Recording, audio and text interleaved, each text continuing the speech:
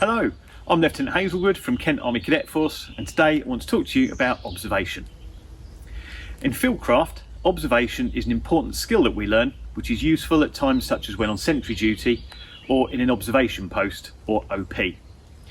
It's extremely simple, but it allows us to systematically scan an area that we are watching rather than just randomly looking around it.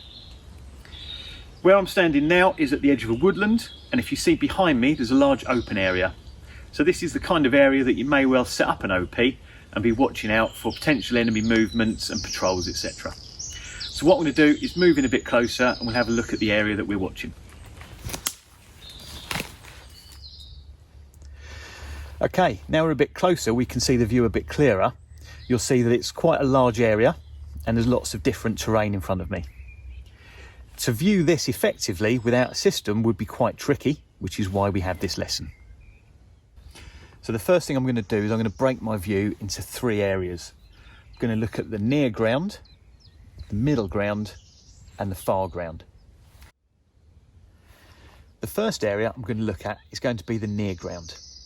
This has the greatest threat, and if there's an enemy presence this close, I need to know about it as soon as possible.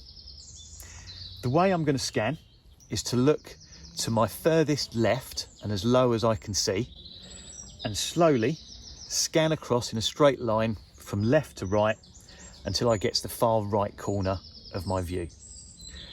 I'm then going to lift my eyes up ever so slightly and then scan back from right to left, slightly overlapping the view that I looked at before. Then going to repeat this process, lift my eyes slightly higher and scan left to right again. Again, slightly overlapping the view I've just seen. I'll repeat this process until I've scanned all of the near ground. If I'm happy and I've seen everything, I then move on to the middle ground and repeat the same process. So scanning from left to right, then lifting my eyes slightly higher and then scanning back right to left. Again, repeat this for the whole middle ground and we'll then move on to the far ground. What you're looking for when you're scanning is the presence of the abnormal and the absence of the normal. What that means is the presence of the abnormal is referring back to your lessons on why things are seen. So thinking about things such as spacing, silhouette, shape, shadow, movement and texture.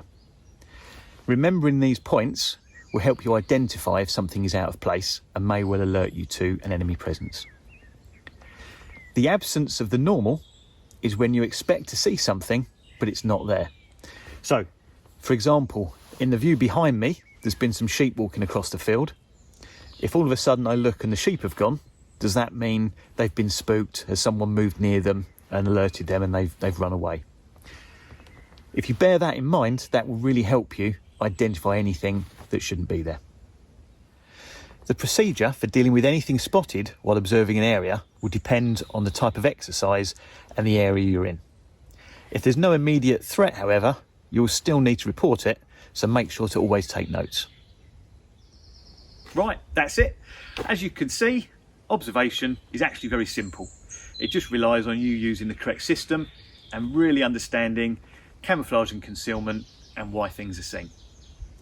Good way to practice this is to get into two teams, have one team observing an area and the other team using their camouflage and concealment skills to try and get as close to that position as possible, and then swap over. You can then see who got closest. That's it, thanks for watching, take care.